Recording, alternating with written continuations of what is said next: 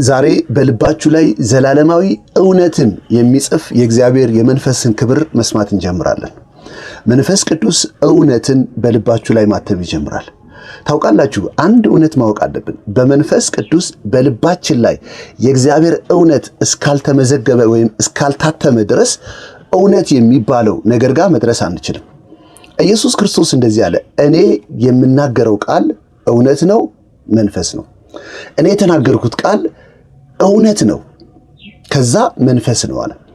ከዛ ኢየሱስ ክርስቶስ ይህን ከተናገረ በኋላ በሌላ ስፍራ ደግሞ እውነትን ታውቃላችሁ፣ ያወቃችሁት እውነት አርነት ያወጣችኋል ወይም ነፃነት ያወጣችኋል ሲል ደግሞ እንሰማዋለን።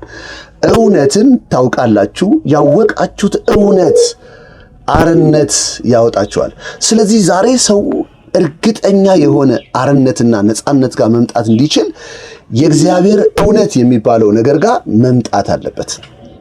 እውነት የተባለው ማንነት ጋር መድረስ አለበት። ዛሬ እርግጠኛ ነኝ በእግዚአብሔር መንፈስ በመንፈስ ቅዱስ አማካኝነት በልባችሁ ውስጥ እውነት መታተም ይጀምራል። ሁላችሁም እንደምታውቋት ዮሐንስ 4 ላይ ያለችዋን ሳምራዊቷን ሴት ስታዩት በብዙ ጥያቄ ውስጥ ያለች ሴት ነች። አምልኮን አስመልክቶ ጥያቄ ያላት ሰው ነች። የትኛው ስፍራ ነው ትክክለኛ አምልኮ ያለው? አባቶቻችን እነ ያዕቆብ በዚህ ተራራ ላይ ሰግደዋል።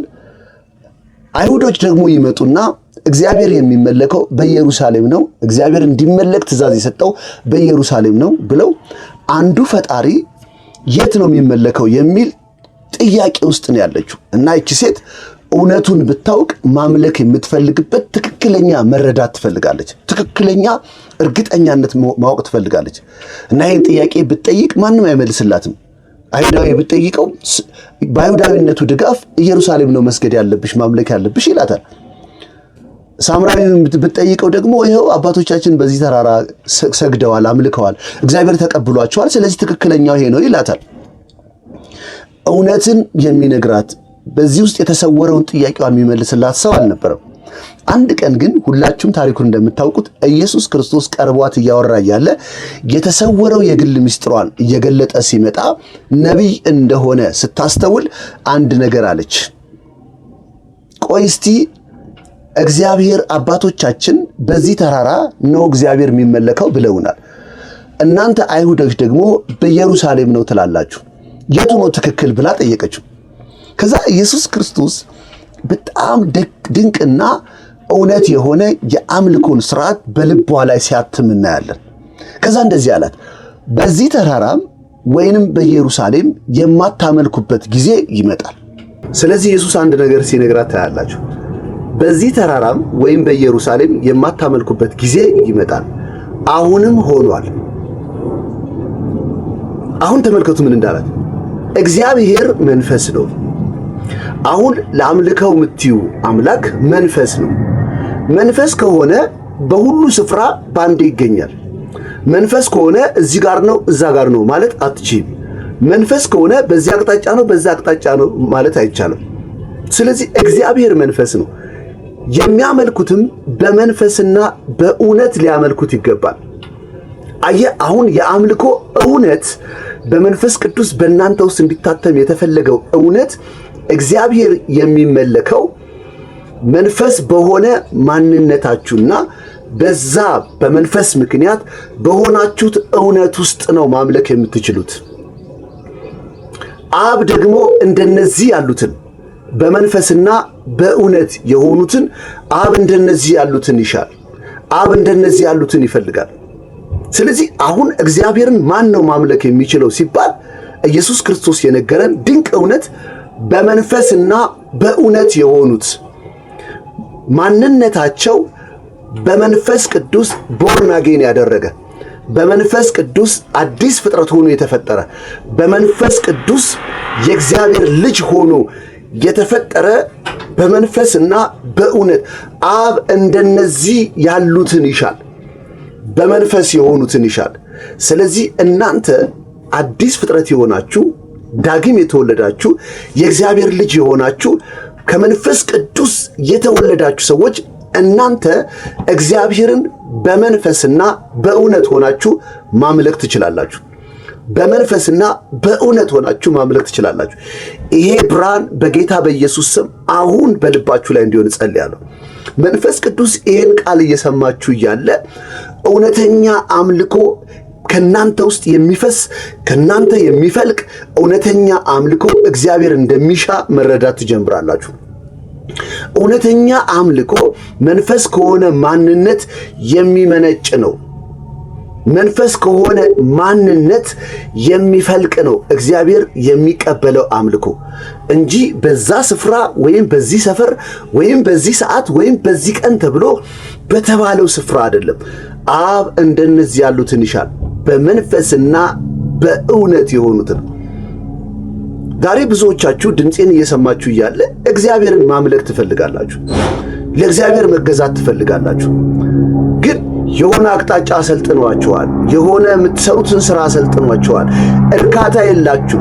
ደጋግማችሁ በማድረግ ውስጥ ደጋግማችሁ ያንን ሥራ በመስራት ውስጥ ዝም ብሎ የአእምሮ ሪሊፍ አላደረክም የሚል ነገር በውስጣችሁ ያልፋል እንጂ እውነት እንደሆነ በልባችሁ ውስጥ እርግጠኛነት የለም። እውነት ሲሆን በመንፈስ ቅዱስ ስለሆነ በልባችሁ የሚታተመው እናንተ ባለቤቱ እርግጠኛ ትሆናላችሁ። ታውቃላችሁ፣ አባቶቻችን በመንፈስ ቅዱስ እውነት የሚባል ስታንዳርድ ላይ ወይም ደረጃ ላይ ሲመጡ በአደባባይ እግዚአብሔርን ማምለክ፣ በአደባባይ ኢየሱስ ጌታ ነው ማለት፣ ሰይፍ በፊት ለፊታቸው ቆሞ እሳት በፊታቸው ቆሞ የማይፈሩ ሆኑ። ለምን? በእነሱ ውስጥ የታተመው እውነት በነፍሳቸው ውስጥ ያለ አግሪመንት ስምምነት አይደለም። በመንፈስ ቅዱስ አማካኝነት በልባቸው ውስጥ የተመዘገበ ሪያሊቲ ነው። በልባቸው ውስጥ የተጻፈ እውነት ነው።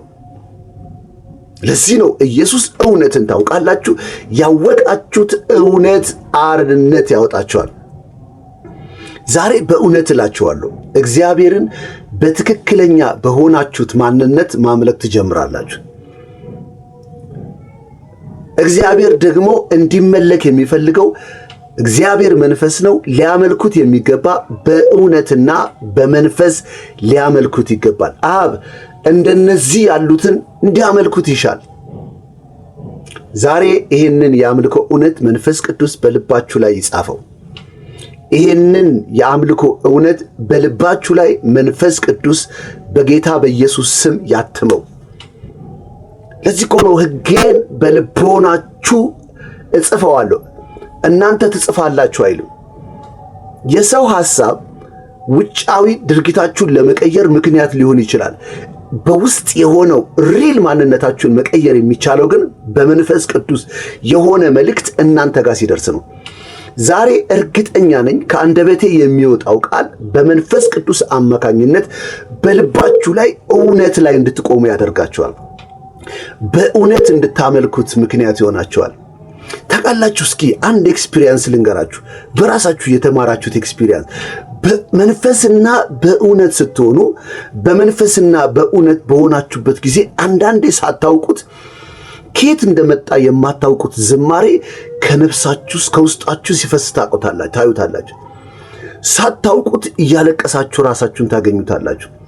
ሳታውቁት በአንድ ነገር ውስጥ ጭልጥ ብላችሁ ገብታችሁ ታገኙታላችሁ። እግዚአብሔርን ማምለክ የምንችለው በመንፈስና በእውነት በሆነ ማንነት ውስጥ ነው እና ያንን አምልኮ ከነፍሳችሁ ውስጥ መልእክት የሆነ ዝማሬ ሲፈስ ታያላችሁ። ራሳችሁን እያለቀሳችሁ ታገኙታላችሁ። በእግዚአብሔር ፊት ንስሐ የገባችሁ ራሳችሁን ታገኙታላችሁ። ንስሐ እኮ ልግባ ብላችሁ አይደለም፣ አንድ ቃል ሳታውቁት እያወጣችሁ ራሳችሁን ታገኙታላችሁ። እግዚአብሔር እንደነዚህ ያሉትን እንዲያመልኩት ይፈልጋል፣ በመንፈስና በእውነት። ስለዚህ መንፈስ ቅዱስ በልባችሁ ላይ ዛሬ እውነትን እያተመ እንደሆነ እርግጠኛ ነኝ።